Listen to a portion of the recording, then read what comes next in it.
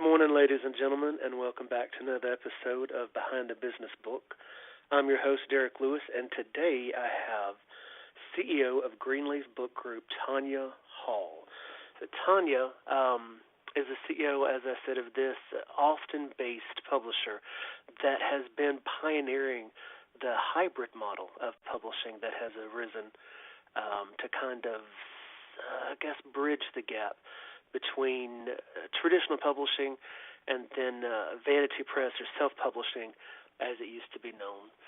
But before coming on to Greenleaf, she developed a number of successful publishing strategies that led to some best-selling New York Times books, as well as pioneering a digital imprint program with Greenleaf, and then before coming over to publishing, she was actually a TV producer with Extra and E-Cable networks.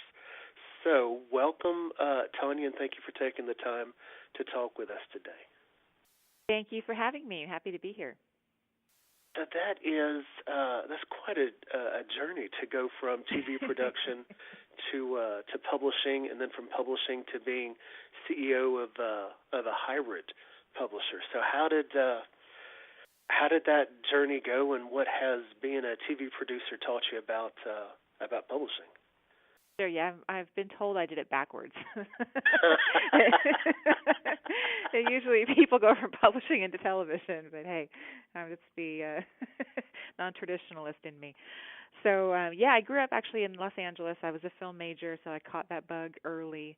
Went to film school and worked in television straight out of college. I was very lucky to get a break over at Extra when that show was still fairly young. And in a case of worlds colliding, I guess, by the time I moved over to E-Cable networks, I was the person handling books amongst other beats. And that was largely because I was the young rookie and nobody wanted to deal with the books because it was a celebrity news network, and most often the stuff we were being pitched was not celebrity oriented. So that actually, sort of fortuitous, I guess. It all worked out in the end. But I would say that the thing that I learned from television that carried over into publishing is that, frankly, it's all media. And whether it's TV or books or film, we all really have the same sort of core challenges, which is oversupply and under demand, right? So in television, we talk about eyes on screens, and in film, it's butts and seats, and in publishing. So we're all kind of vying for these eyeballs that, of course, are being pulled in a million directions by all kinds of competing media platforms, and so we have to continually make sure that people are raising the bar content-wise, and also, of course, with our platform and market.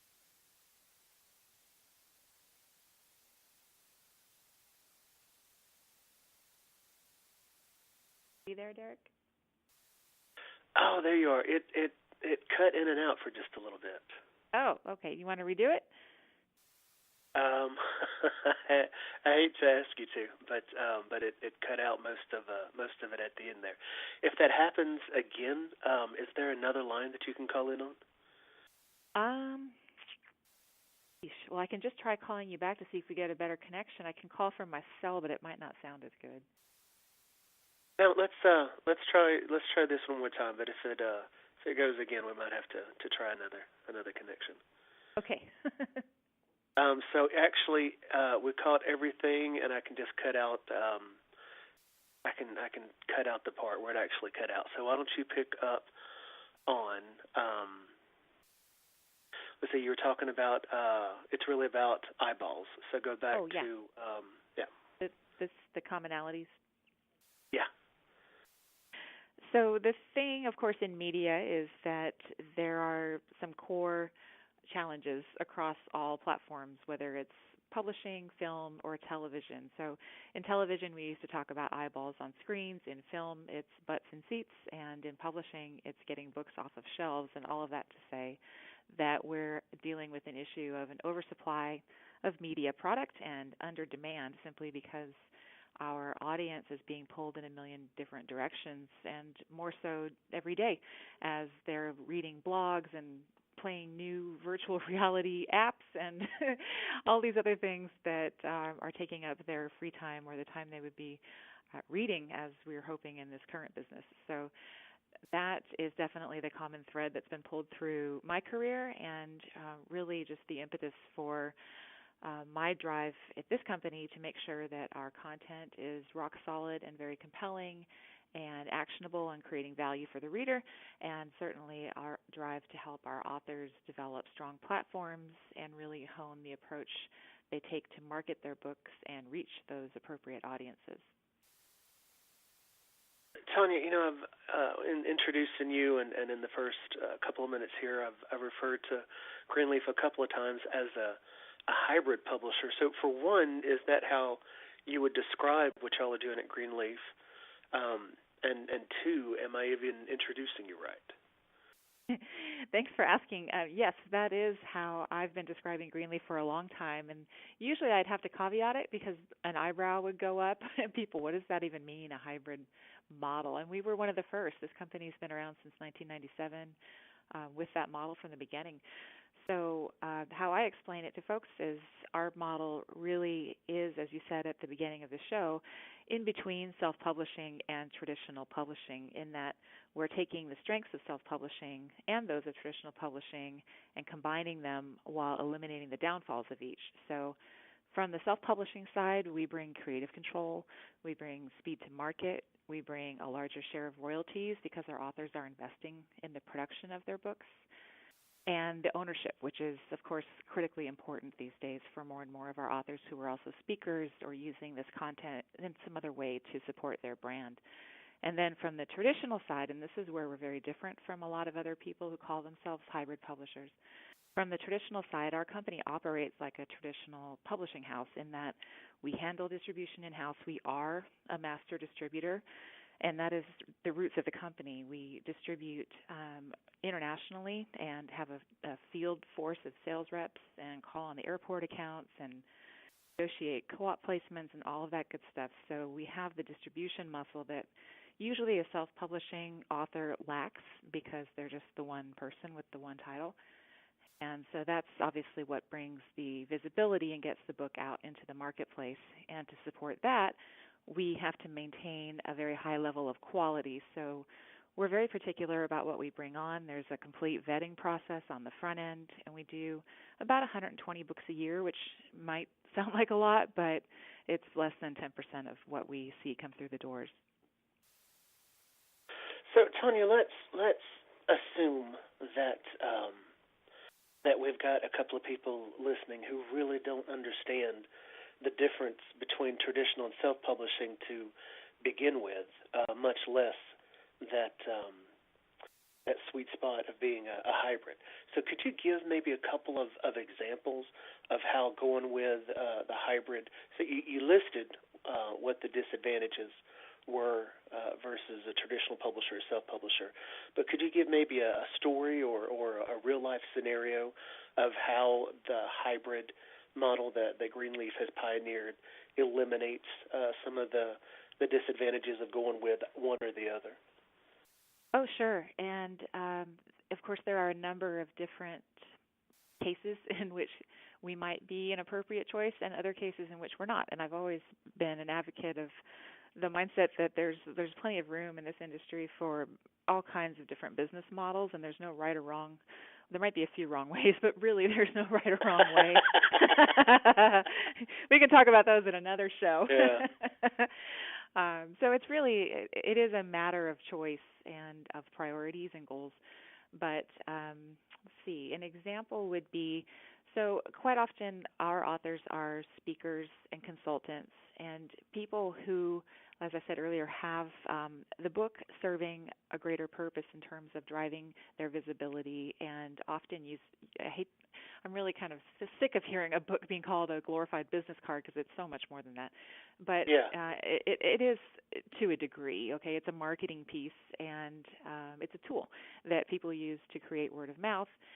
And so folks like speakers and consultants who have what we call a large direct sales platform, meaning in theory they could directly invoice a sale for an audience and a speaking engagement and so forth, Often those people will do better in a model that's either self-publishing or one like ours that's hybrid, where they're investing on the front end because then they own the books.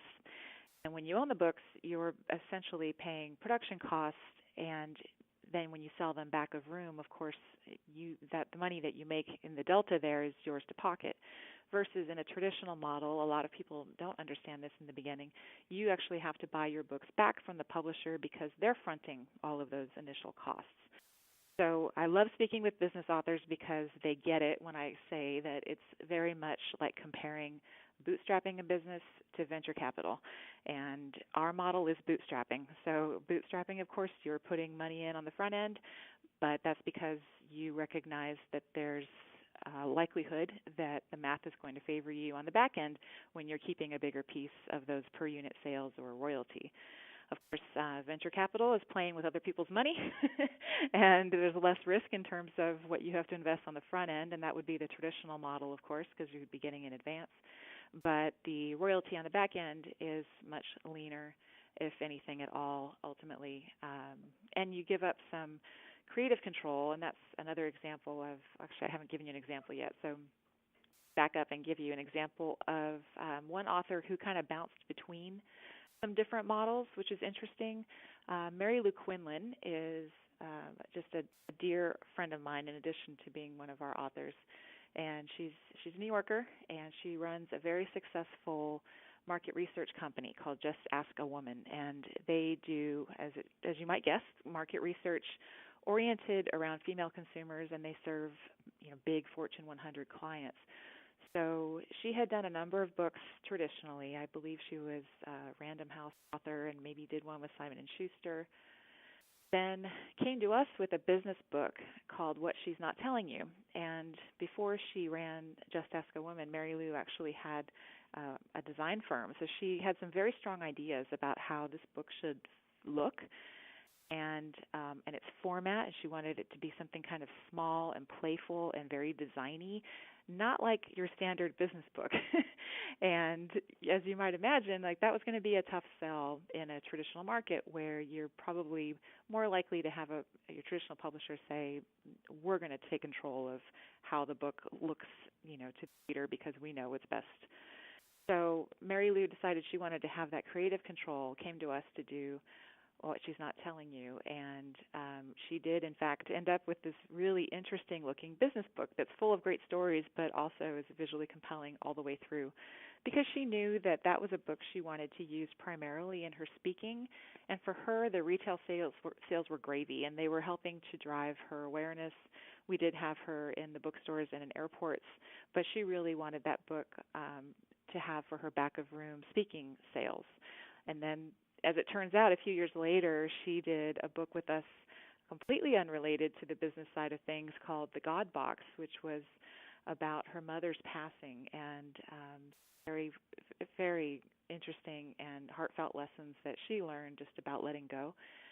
And the woman is just a one-woman marketing machine. She's absolutely amazing. She put so much gusto behind that launch because it was really coming from the heart. And she switched genres, right? She went from business over to what was, borderline. I would say it was almost a religious book. It's really inspirational. So often a traditional publisher will kind of look unfavorably at an author jumping between genres because they think that they're going to be alienating their core audience or moving away from where their sales actually might be. So that was something that Mary Lou recognized, and she said, not only do I want to have, again, the creative control in this book, she certainly knew how she wanted it to look and how she wanted to honor her mother through its publication, but she also needed to get it out in a hurry, and which came to us in November, and we crashed this book, as we would say in TV, and had it out by Mother's Day. But she also knew that on the traditional side of things, it wasn't going to get done that fast, and they weren't going to let her, or they wouldn't look favorably on her publishing in a genre that she had never even dipped a toe in before. So it was kind of a risk, and a risk that she was confident about taking, and she was right, because like I said, it became a New York Times bestseller in its second week of release. So that was definitely a great story for us to tell. Wow. Whenever I came to the Greenleaf's office, earlier this year. I remember seeing the God box on the shelves there, where you have all of your author's books displayed. It's a beautiful book. Thank you. Yes, I love talking about that book because I it's a little different one for us. And so many of our New York Times bestsellers are business books, and that's great. That's definitely our sweet spot. So this one was we all understood, I guess, the power behind her wanting to honor her mother. She was an only child, and if you have a chance to read it or gift it to your own mother, it's this most beautiful book. And so the fact that it was so intimate to her and that we were a part of it, first of all, was an honor to be able to help her bring it to the world. And I will tell you with full honesty and absolutely one of my top three moments ever in my life, calling Mary Lou while she was sitting in a restaurant having lunch and telling her she made the New York Times bestsellers list, and her her freaking out in the middle of this restaurant and the people all around her starting to clap. We were both crying. I just love it. It's such a great story. Wow, that is great news to be able to call and tell someone. That's the best. That I want to talk about that here in a second, because so many people, aspire to be a New York Times bestseller. But before we get to that, I wanted to say that I'm with you, Tanya, whenever you say that there's not one right way to publish. So sometimes whenever I'm talking to authors, I'll push them towards the traditional model, or I'll push them towards the hybrid model, or depending on what they're doing, I'll push them towards the self-publishing model. So the questions that I'm about to say, I'm not trying to. I don't have an agenda. I'm really just in a little bit of maybe a little bit of devil's advocate, but mostly just to help people get a better idea of how these three different routes function. So let's say that Mary Lou decided to go not the hybrid route, but decided to go the self-publishing route. What would it have been like for her, not having Greenleaf support, just going at it alone, basically being her own micro publisher? And when you self-publish, I think that's one of the major differences is you become kind of the general contractor, right? So you're the one who's marshaling all the different resources, the indexer and the designer and the editors and so forth.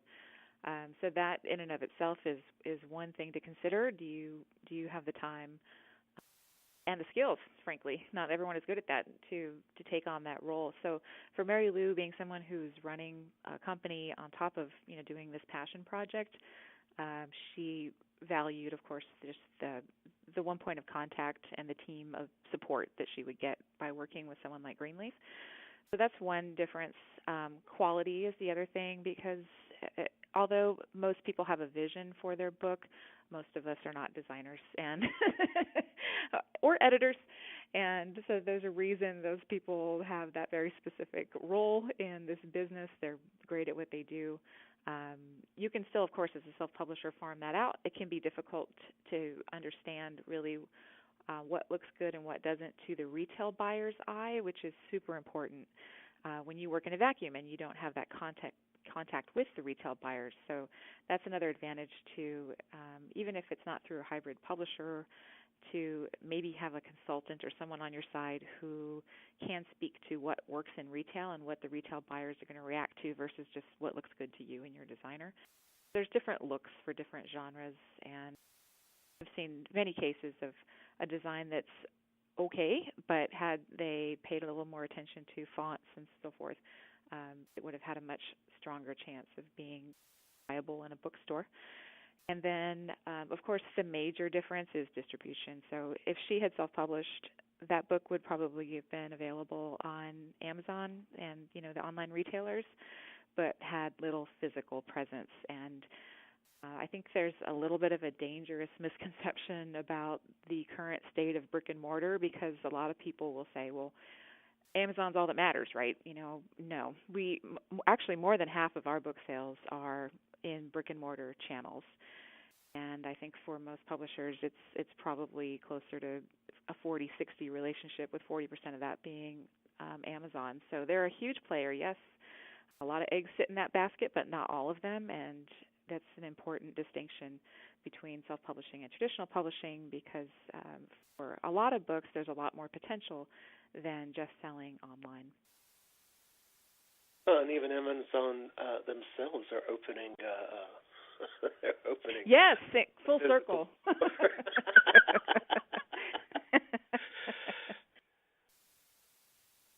And one thing that you said in there, Tanya, about quality, I've found that that authors often just through sheer I hate to use the word ignorance because that sounds degrading, but just through sheer inexperience, even if they hire a professional graphic designer, they may not realize that that graphic design is one thing, but then graphic design for the cover of a book, and even if you have somebody who designs book covers, to have someone who designs a cover that's suitable for your genre. So cookbooks have a very distinct look. Fantasy books, very distinct look. Thrillers, very distinct look. And business books, a very distinct look. And even plenty of cover designers are used to working in fiction, don't realize that there's even genre-specific elements that have to go on. So one of the things that I find whenever an author works with a professional is just getting access to the vetted professionals that professional or consultant or company has. So I'm sure that that's one thing that plenty of your clients don't even realize that Greenleaf is bringing to the table. Yeah, I'm glad you mentioned that. I think that's an excellent point, and one that's kind of hard to make sometimes because we're talking about visuals. And one of the things that comes up here on occasion is people, in addition to being a publisher, as I mentioned earlier, we are a distributor at the core of the business, and we still bring on a number of books each year that are already produced, and if they're produced to a strong level of quality, then we can just drop them into our sales system and title to the trade. So it's a distribution relationship, and a lot of people will approach us for that, and unfortunately do not have a good cover, and we'll go back to them and say, this is why we're rejecting it. And they say, well, what can I do to improve the cover? and the answer is get a new one. But, they sometimes they really want to, well, is it the font? Is it this? Is it that? And especially for someone like me and most of my non-design team, it's very difficult to speak in words around visual concept. And sometimes you just have to show them the power of a before and after. So we have this whole drawer of before and afters that we've done here where I can sit down with somebody and say, here's how this book came in. And again, these are people who don't work in publishing. I don't expect them to understand that a flat gloss lamination is really not good. Those are things that we dork out over. They shouldn't have to think about that. But I'll show them, here's the before, here's the after. Oh, here's another before, here's the after. And then pointing out the distinctions. Picture's worth 1,000 words. Absolutely. And after we've done that 5 or 6 times, they say, okay, I get it. You have to see it sometimes. But, there's just these designers, that's what they live and breathe. And so they study the trends. They study what's selling. They buy the samples of what's moving in that category, and of course, having the relationships with those buyers on the distribution side, we get their direct feedback to say, sometimes it's an individual's preference. For a long time at Borders, back when that was still a player, there was a children's book buyer who hated white covers. So you have to take that into consideration, Okay, well, if we have a children's book, we know that this woman hates white covers, so don't go that way. Oh, wow. Wow. That's the fun stuff.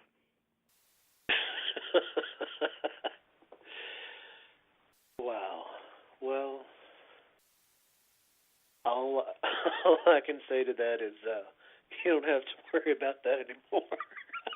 That's very true. Unless she's landed at Barnes & Noble or something. I don't think she has.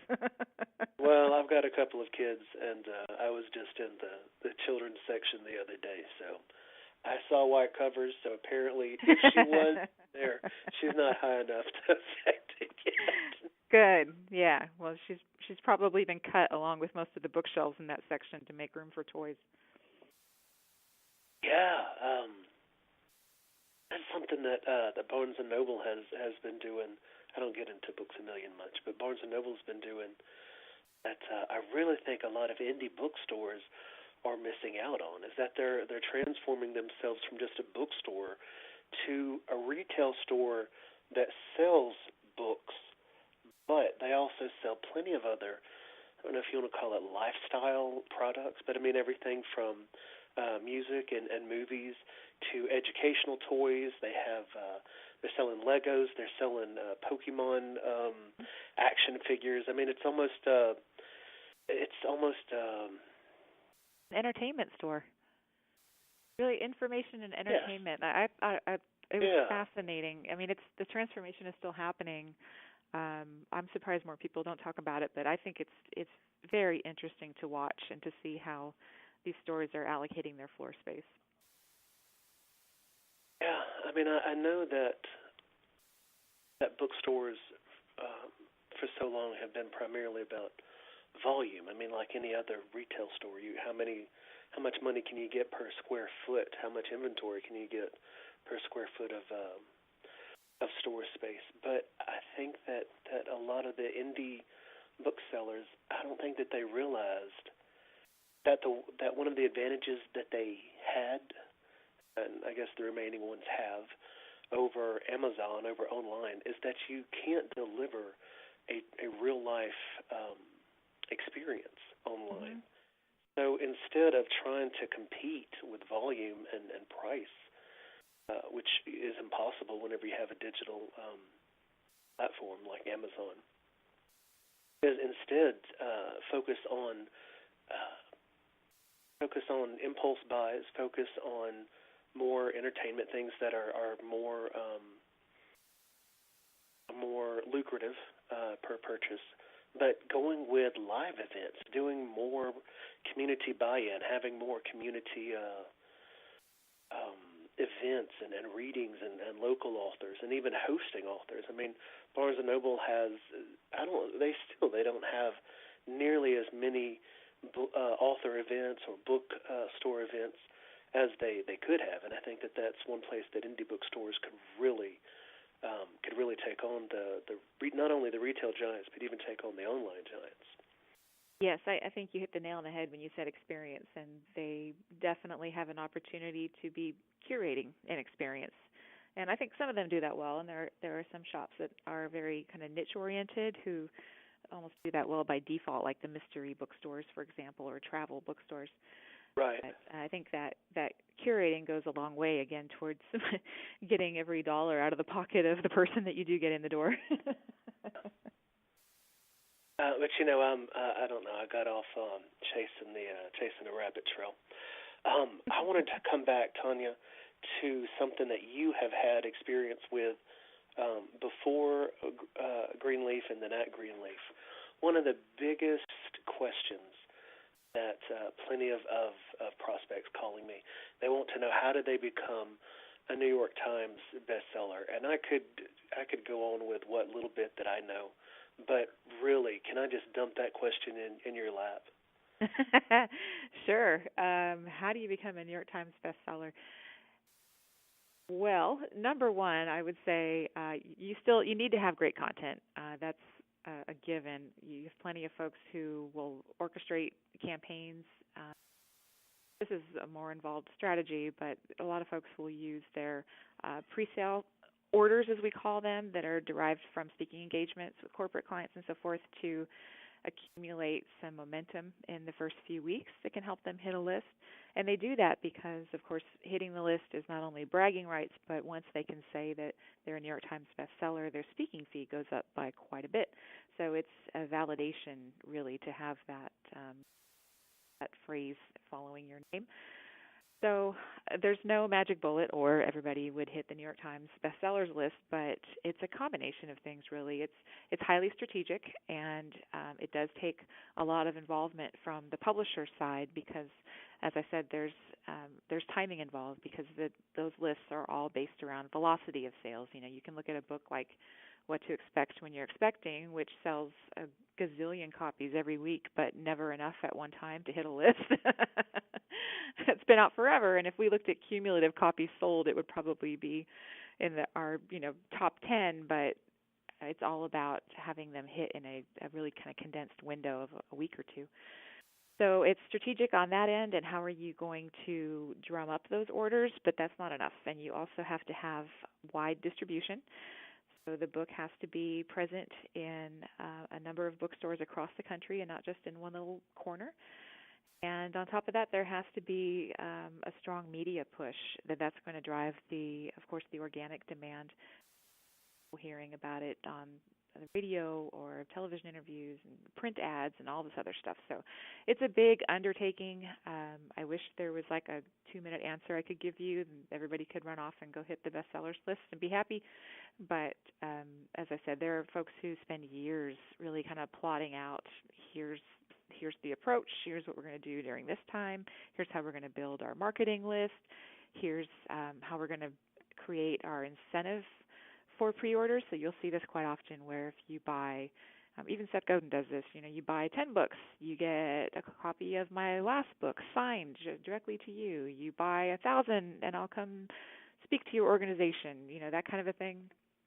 Those campaigns are very effective in driving those initial pre-sale kind of guaranteed orders that you can then run through retail in an effort to try and really rack up as many of those sales in the first few weeks as possible. But again, you can't just do that. You really have to couple that with your promotional efforts and some good publicity, which is harder, of course, to time precisely. You're really at the whims of whenever the media channel wants to run it. But, it's a little bit of magic and a little bit of science. And a lot of hard work. Yeah, it sounds like it's quite a bit. I remember reading an article a few years ago about how the New York Times, the people that had compiled the bestsellers list, that they had, for a time, people had figured out how to game the list. So they would buy 10 or 20,000 or whatever copies of their own book, and basically pull a couple of shenanigans so that they could be called a New York Times bestseller and make the list. Then the people at the New York Times, they redid their algorithm, and now it's almost as top secret as Google search algorithm. But the basics of it remain that it's based on a survey. So they do a survey every week, every 2 weeks. Mm-hmm. And it's not total number of sales.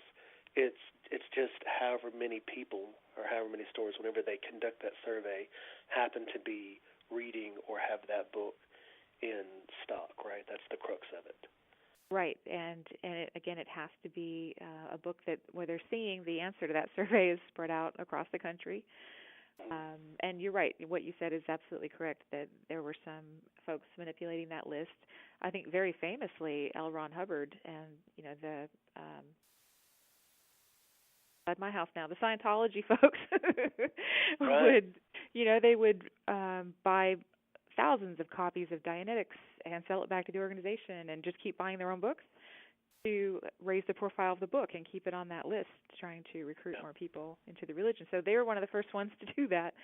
And yes, the Times is very sensitive to that, and they'll flag things. They'll flag books for bulk sales. They'll flag books.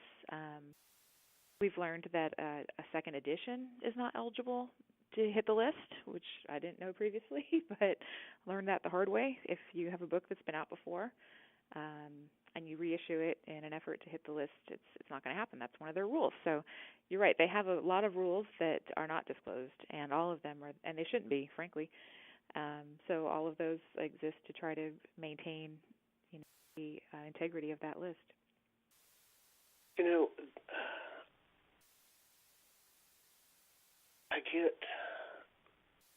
I always caution my authors whenever they start talking about wanting to hit the New York Times list. One, because it's not a guarantee that their book is going to be literally a best-selling book. It just so happens that it hits that list. If I had to choose between either hitting the New York Times or having a book that had good enough content, strong enough platform underneath it, good enough promotion behind it, that it continually sold copies, such as, you used a great example, What to Expect If You're Expecting. Everybody knows that book.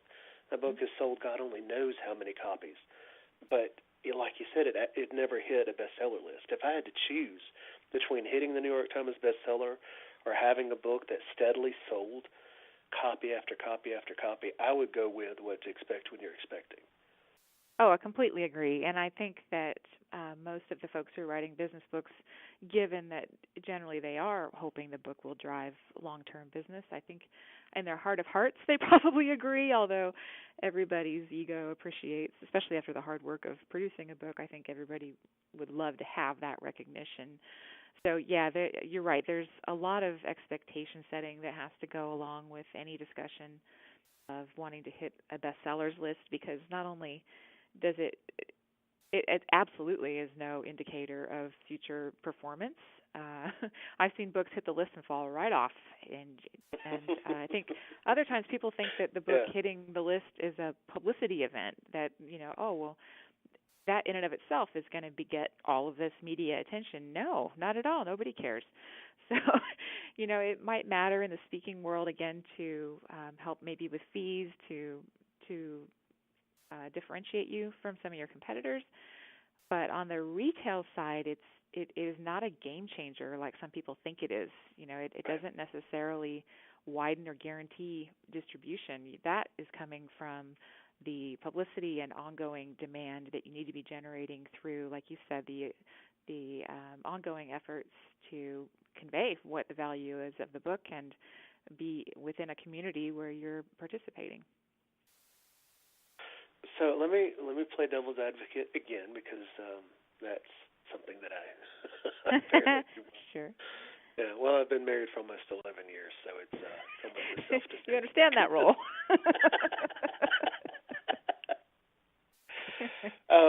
Is it worth it to go after a New York Times best-selling strategy? Like you said, it takes some luck, it takes some science, it takes a lot of hard work, and like you said, it doesn't necessarily pay off.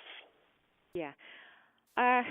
Really depends on the person. I think if I can speak for myself. If I were looking at what it takes to hit that list, and frankly, let's assume I'm also running a business, which is what most of these authors are doing.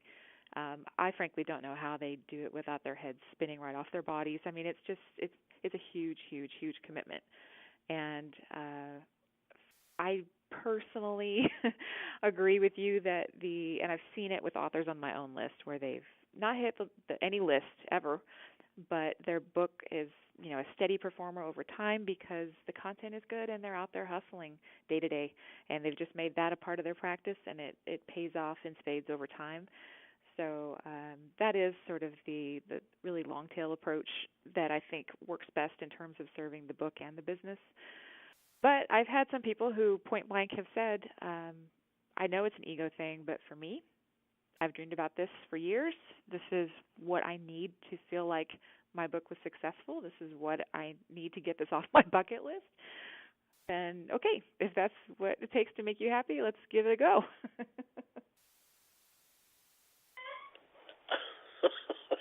Well, there you go.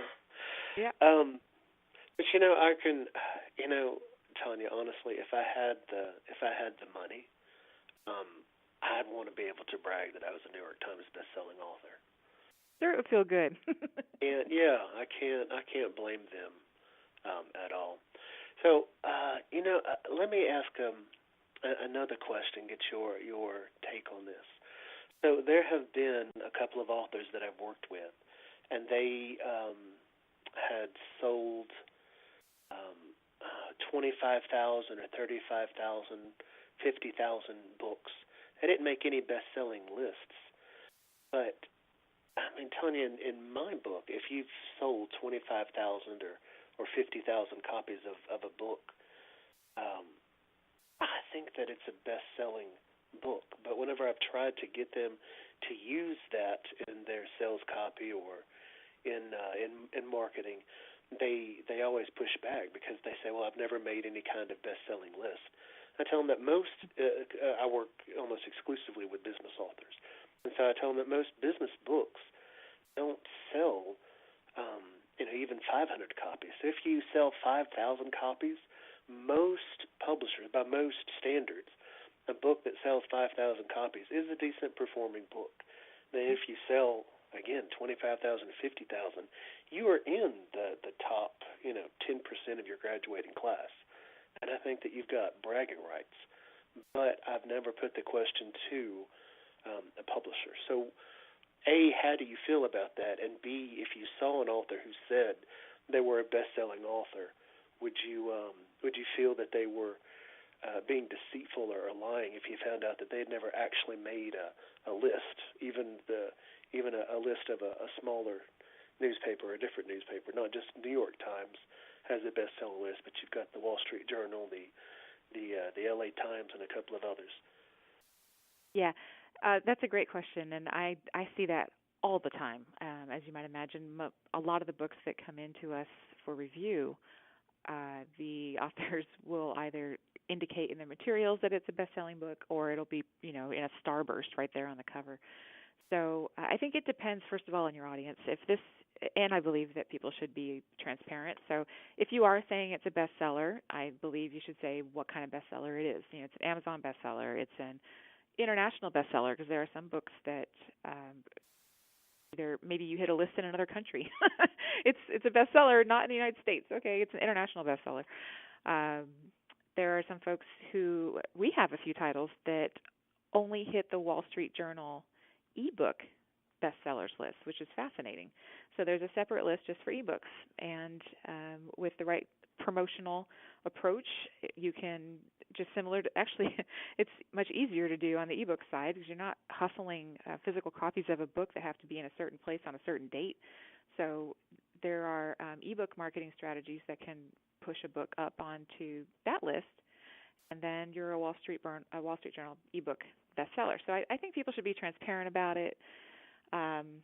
And the reason I say that the audience matters is that a publishing person will always hear that skeptically,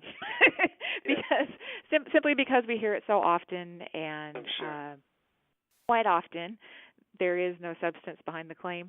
So there's a tool, of course, that you'll know that is BookScan. Nielsen operates it. The same folks who do SoundScan, and they do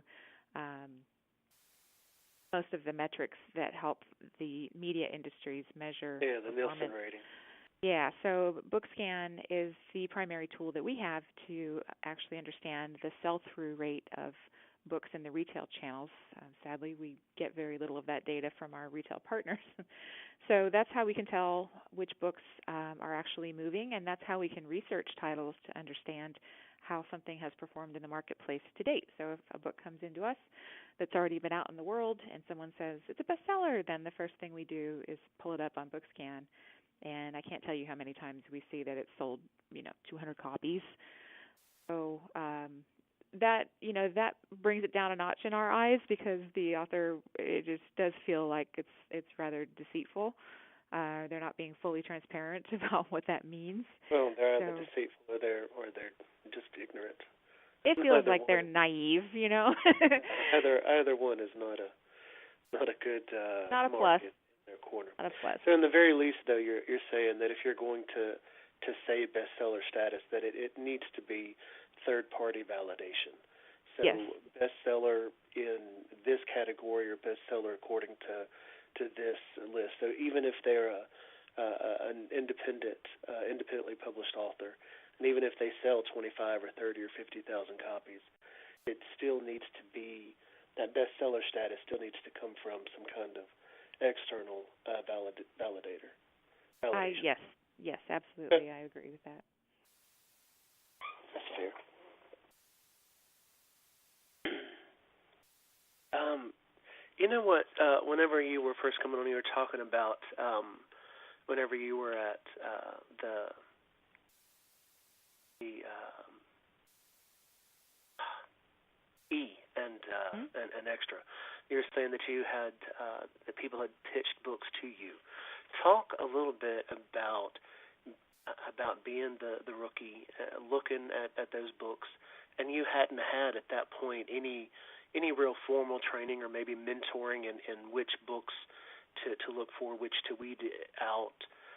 What was it like having to go through those decisions and making those decisions, especially as the kind of the newcomer? And is that, I guess what I'm kind of digging for is what kind of lessons that some authors can take away whenever they're pitching books to different places. So maybe not a publishing professional like a literary agent or a small house publisher, but if they're pitching books to these different places that are kind of niche or different gatekeepers, what should they be looking for? What kind of lessons can you give them from your days in vetting books to pass on?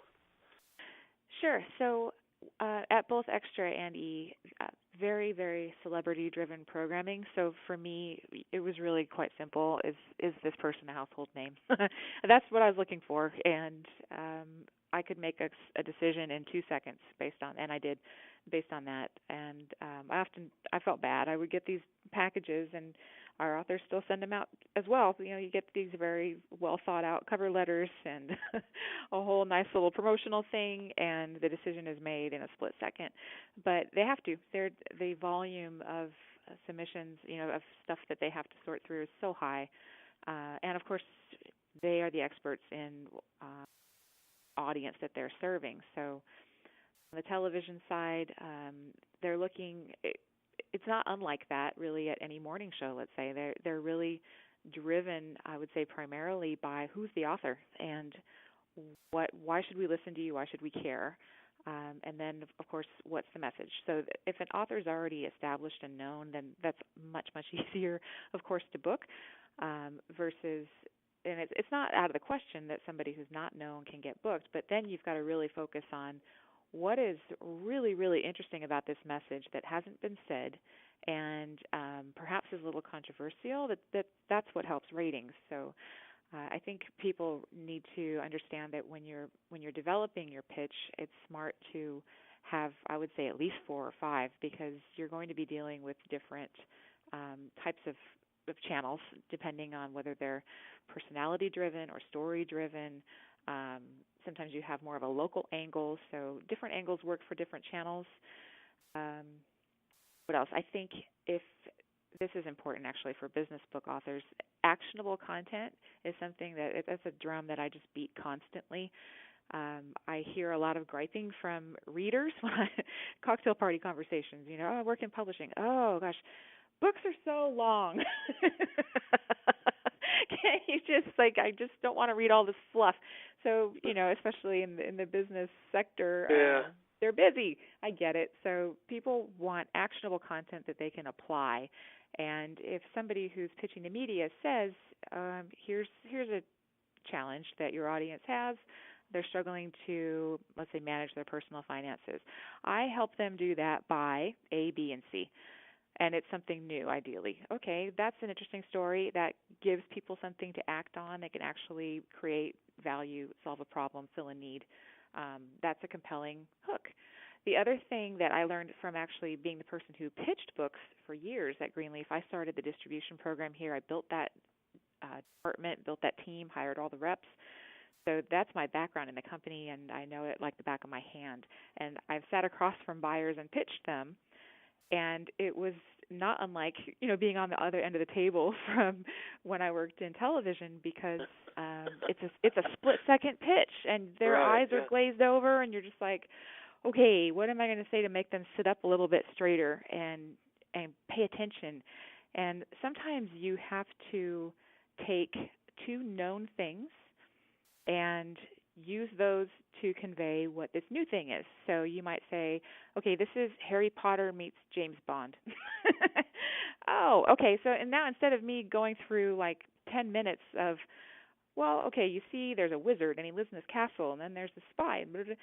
If you can take these two known things and combine them and pique their interest and then go from there, I've found that that's very effective, especially in the publishing world where they have access to a lot of different types of content and they know what their strong sellers are. So we'll try to kind of connect, what we know that they'll react to and make a case for something new that way. That reminds me of, and I imagine you probably picked that trick up from your days in Hollywood. But one of my favorite pitches was whenever they were pitching Alien with Sigourney Weaver back in, when did Alien come out? 84 or something. They said, pitching it to the producers or whoever, they said it's Jaws in space. Oh my gosh, I love that. Yeah, and that's everything. That's the whole. You get it, right? Jaws in space, yeah. Yeah, that's very, very true. Well, Tanya, let me ask you the three standard questions I try to ask everyone who comes on. So first, what is one of your favorite business books of all time? Favorite business book of all time? It's a very hard question for me because there are so many on our own list that I absolutely adore, and I certainly don't want to upset any of my own authors by not. Oh, okay. So let me be fair. So they're taking out your own authors, which could be, I'm sure you're a bit biased. So taking out your own authors, a non-Greenleaf author. What's one of your favorite business books of all time? Well, you know what? I'm actually I'll jump back into, I'll make my own deathbed here and pick one of my authors because on case for it. One of my favorite business books is a book that we published, and it's Positive Intelligence by Shirzad Shamim. This book actually did hit the New York Times bestsellers list, and it also has enjoyed ongoing sales since then. So it's one of my favorites for that reason, of course, but also content-wise. This is one of those books that I'm always referring people to, and I think that's always a great indicator when you're speaking with somebody and the first thing that comes to your mind is like, oh, I've got the perfect book for you, and it so often it's this one because he kind of gets into some areas that I've always been fascinated by that deal with neuroscience and kind of the makeup of the human brain and why we think the way we think, and in particular why we often have some self-sabotaging thoughts or behaviors that we all have to kind of work through with the little devil and angel on our shoulders. And I'm also just a lifelong learner and a big believer in constantly improving and growing self-awareness. And this book has a strong emphasis on that as well. I wish I'd read it 20 years ago. I'm a completely different person now than I was then, and a lot of it has to do with really understanding attitude and self-awareness, and this book applies that in a business setting and with a special emphasis on working with teams. So as in management and leadership, obviously that's critically important. So it's a very accessible book in terms of how it's written. Beautifully done. It's quick. You can put it to work right away. And the folks that I refer the book to always respond to say, thank you. This book was fantastic. I'm so glad you told me to read it. So that one is definitely the first book that came to mind. I hadn't come across that one before. Send you a copy. It's great. Oh, thank you. I would appreciate that. Yeah, my pleasure. Okay, so that's one of your favorite books of all time. So here's another question, tweaked a little bit. What's a great business book you've read recently? So recently, I'm someone who jumps between books, which is a terrible habit. I'm the same way. I've got 6 or 7 or 8 going at any time. You know what my problem is? I can't keep enough bookmarks around. Pick up, this is interesting, put a bookmark in that one. Oh, I forgot to finish that one, go back to it. That's funny. It's a reader's literacy problems, yeah.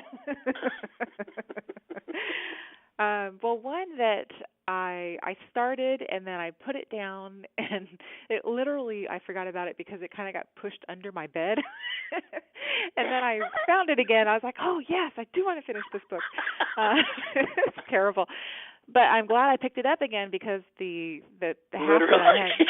had quite literally picked it up again. Yes, I don't know how it got so far under the bed, but this book, it's Onward by Howard Schultz, and it's about Starbucks, and of Yeah, course, Starbucks.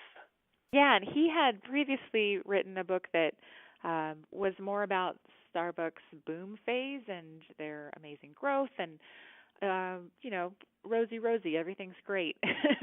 And that's fine, but I'm always so much more interested in reading about when things went wrong and what, Yeah. the challenges people face, their problems, and then what they learned from it and how they changed. So that's what this book is about, and I think it's absolutely fascinating sort of counterpoint to his first book. So Onward really talks about the phase in which Starbucks grew too fast, and they lost a lot of the control over the operation side of the business. They were losing control over their quality and therefore their brand. So business was suffering, and it's as a business person myself, it's also just a fascinating read because you get it and you read, oh my gosh, they couldn't even get beans to this location. So very, very interesting, and he had a whole culture to rebuild, and that company is, he's huge on culture. So just fascinating to understand all the trials and tribulations that he had to deal with, the people situations. He had to make some difficult changes from a standpoint, and then how he had to re-energize not only his people but that entire brand. Really well written, moves along at a great pace, and fascinating to read about because it's something that we all experience every day. Starbucks is sitting right on my desk all the time. Yeah, I'm a coffeeholic myself. Yeah, in fact, I found a meme the other day I reposted on Facebook. It said my blood type is coffee. I love that. True. Same. Third and last question. What is a book in any genre that everyone listening should read? So when people ask me what book they absolutely should read, it's like, what's the one book you take to the proverbial desert island? Yeah. I know it's a little cliched, but my answer is How to Win Friends and Influence People by Dale Carnegie. And I really believe everybody should read that book. As somebody who is in publishing, and I'm an avid reader of self-improvement, absolutely no qualms. That book rises all the way to the top, and it's also really interesting. It's something that I reread from time to time, and I think it was written in 1920. But a lot of his initial commentary in the book is dealing with the politics of the time, and you realize really quickly, like, nothing's changed. You can switch out the names,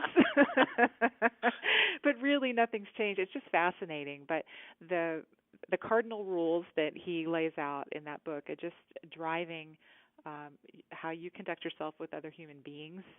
To be a decent person and to feel good about yourself and be a positive influence on those around you. I really believe that everybody should try to incorporate those into their life because it's a game changer. So I'm a big advocate of that book.